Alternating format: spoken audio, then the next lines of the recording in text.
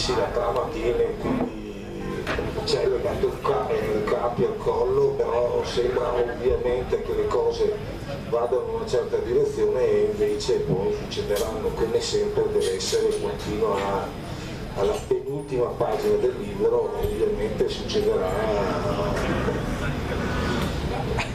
Beh sì, ecco, ecco, bravo, c'è qualcosa, sì, ce n'è più di qualcuno, sì. No, a me è piaciuto, adesso come lettore non mi aspettavo che questi due fossero in grado di scrivere un libro così, no? No, vabbè, è una battuta perché poi mi permetto, ma è bello proprio, e non è che tutto quello che viene pubblicato in Italia, vi potrebbe dire anche tranquillamente la libreria, ci sono 70.000 titoli in Italia. In questo lockdown un po' tutti si sono sbizzarriti a scrivere, dovevano forse esorcizzare, avevano tempo, non potevano andare in spiaggia, troppi amici e quindi si sono messi a scrivere e quindi c'è tanta produzione che è anche un po' banalotta, magari necessaria, come tutte le cose, tutte le espressioni date, però pubblicare un libro non è che possiamo dire che tutti passeranno la storia. Diciamo che uno, se leggerà questo libro, si divertirà. Questo lo possiamo dire.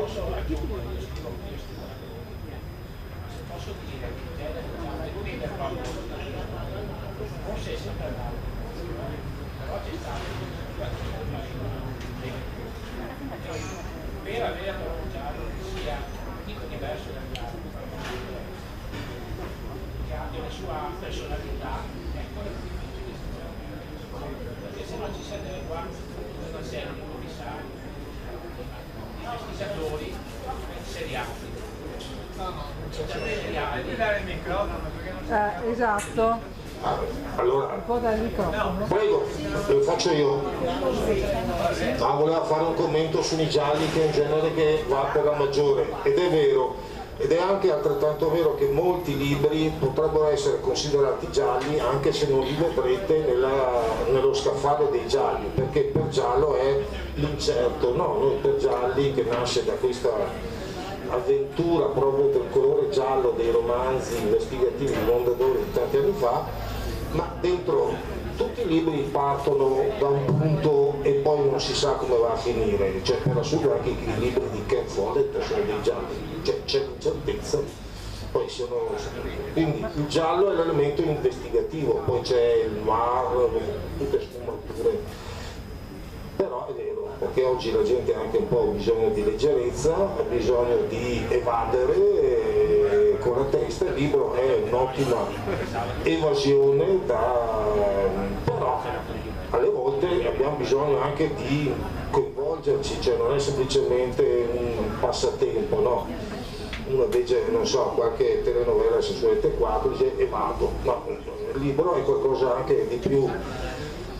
E ci sono dei libri anche gialli che li leggiamo proprio per divertimento e invece hanno qualcosa, e quando in qualche modo ti obbligano a stare a leggere la pagina in più sul letto e non chiudi, mentre la moglie dice spegni la luce, ti invece te vuoi leggere il libro, ecco, questo è l'elemento positivo di un giallo, di un romanzo, e questo lo dà, perché è un po' diverso dagli altri, cioè non c'è sempre la struttura classica e lo trovo proprio per questo originale. Come siano riusciti, ripeto, questi due giovanotti non lo so ancora, mi chiedo, proprio, forse volevano evadere tra la famiglia, non so, no scherzo, perché una moglie qua.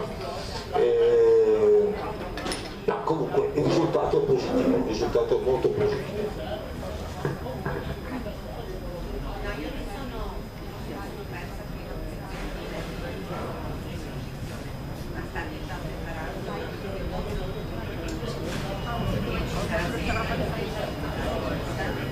Devono rispondere? Allora, diciamo che ci saranno sicuramente gli stessi protagonisti, più ovviamente si aggiungeranno altre figure, ed è un continuo, soprattutto un continuo temporale.